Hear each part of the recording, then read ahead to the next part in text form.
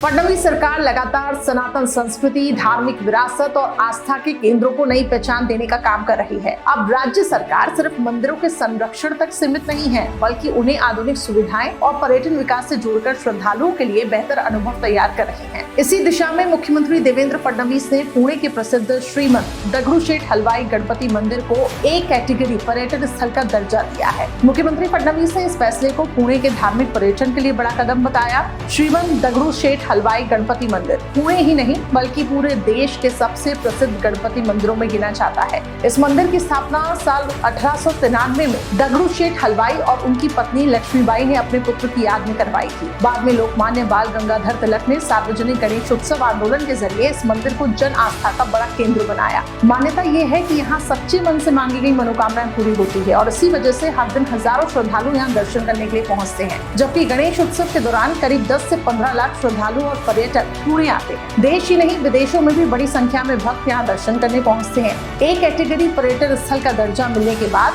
अब मंदिर क्षेत्र में सड़क, पार्किंग, स्वच्छता, पेयजल और सुरक्षा यातायात के लिए पर्यटकों के लिए आधुनिक सुविधाएं होंगी। साथ ही राज्य सरकार की ओर से पर्यटन विकास के लिए विशेष निधि भी उपलब्ध कराई जाएगी। अब इस फैसले से पुणे के धार्मिक और सांस्कृतिक पहचान को और मजबूती दी जाएगी। इसके साथ साथ ये कदम सिर्फ एक मंदिर के विकास तक सीमित नहीं है, बल्कि महाराष्ट्र की धार्मिक सांस्कृतिक पहचान को वैश्विक स्तर पर मजबूत करने की दिशा में महत्वपूर्ण माना जा रहा है। आस्था, संस्कृति और विकास को साथ लेकर चलने की नीति पर सरकार काम कर रही है, जिससे धार्मिक पर्यटन को बढ़ावा मिलेगा। इसके साथ साथ रोजगार और व्यापार को भी फायदा होगा।